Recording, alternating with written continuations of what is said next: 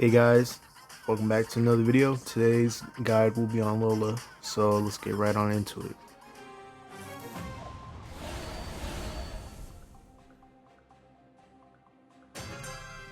So today's video is going to be on Lola. Like I said, let's get into it. Me personally, I think Lola is underrated, like most people say, but I feel like I kind of pop off with her a lot. I constantly, well, not constantly, but sometimes here and there, I'll get star player and I'll have like a good, decent stats, maybe like 10 and 1 or something like that. But builds, all right, let's talk builds. I'd say Lola's first star power, improvise, is probably a better one over the second. The second one just doesn't seem all that worth it to use compared to the first one. Like, you're a damage dealer, you're not like a support like Byron who can heal normally without star power to get good heals. Which the first star power kind of does the opposite. It does more damage, 30% on your last ammo. So it'll let you know when you have more damage by the ammo bar turning yellow. That'll give you the sign that the star power is going to be full in effect on your next shot.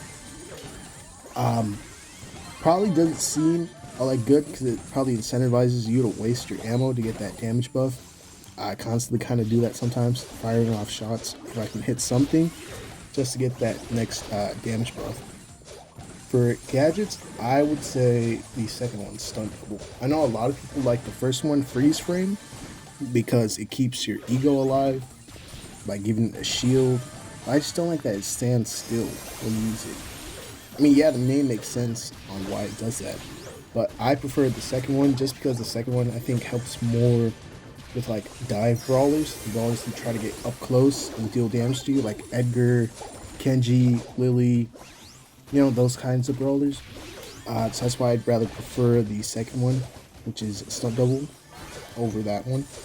And for gears, I would probably say reload and shield just to keep my damage high as well as my survivability. I wouldn't know what other gears I would use on Lola, maybe damage, or if you think the cooldown's too long for your gadgets, then use the gadget cooldown gear. But I personally just use reload and shield for Lola. This site I'm using, because I wasn't sure myself, says that Lola has at least a 60% win rate in Duo Showdown, Brawl Ball, and Knockout. Those are her apparently 3 best modes. Me personally, I'm not sure, since I mainly play this mode, Brawl Arena, ever since it came out. I've played it more frequently than the other modes. Before that, I was mainly maybe a Hot Zone or Gem Grab kind of guy, which I think Brawl Ball can work. Like, I forget the name of the map. It had a lot of walls, and what I did with like the second gadget, I had gotten the ball, passed it up, like bounced it off the wall to get it close to the enemy goal, and then I swapped places with my ego and scored like that. It was pretty satisfying. I've probably pulled that off like maybe twice, at least 2 or 3 times, but I could probably see her working in those modes, mainly just Brawl Ball. But also, I forgot to mention her hypercharge.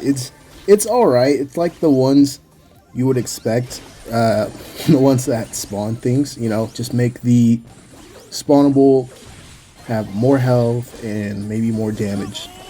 Which, of the time this video is hopefully out, I think Larry and Lori are getting theirs. I'll probably make maybe a video on them just because it's probably drastically different on how you'd play them compared to their day 1 release, especially once they get their hypercharge. And I still remember my first video on them. That was day 1 and they were crazy, so I'd probably say it would be drastically different compared to now. Me personally, I would say Lola is a 7, possibly a 8 out of 10 for me personally. I would say she's probably on the better side of my favorite brawlers that are long range in the damage dealer category. I know some people will probably pick Colt for the damage class for long range, but he kind of feels like the Mortis of damage dealers, like always being picked, and that's why he has like a low win rate because everyone plays him and thinks they're decent or better. I can't be talking because I'm not that good at Colt.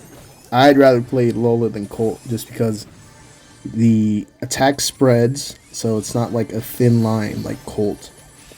And also, Lola's just more fun, especially when you get to juke people with the gadget. But I would say Lola's probably a 7. If I'm feeling generous, an 8. By the time I'm uploading this, Ziggy might be out for release. I'm not too sure yet. Maybe I'll try to pump out a quick video like day one Ziggy, like all the popular YouTubers do. But hopefully, hopefully I get him out of a box instead of having to pay gems to get him. But I would say, I have to think about what my next video is actually going to be. But yeah, thank you guys for watching my guide on Lola. I'm trying to maybe shorten my videos more. I feel like I kind of stretched them out back in my previous videos, so I'm gonna try to maybe shorten them out. Because like, why would a guide be more than 10 minutes? That kind of seems stupid. But I'm gonna try to maybe shorten my videos. That just makes the most sense. But yeah, thank you guys for watching. Next video's probably gonna be Lumi. I don't know, I'm probably just gonna use some of my old content because I haven't been really playing all that much recently. I'll probably try to get up to Mina's mastery and all that because she's like the newest brawler besides Ziggy, who's in early access right now. But thank you guys for watching. I hope you guys like, subscribe, and all that to help my channel grow. And see you guys later.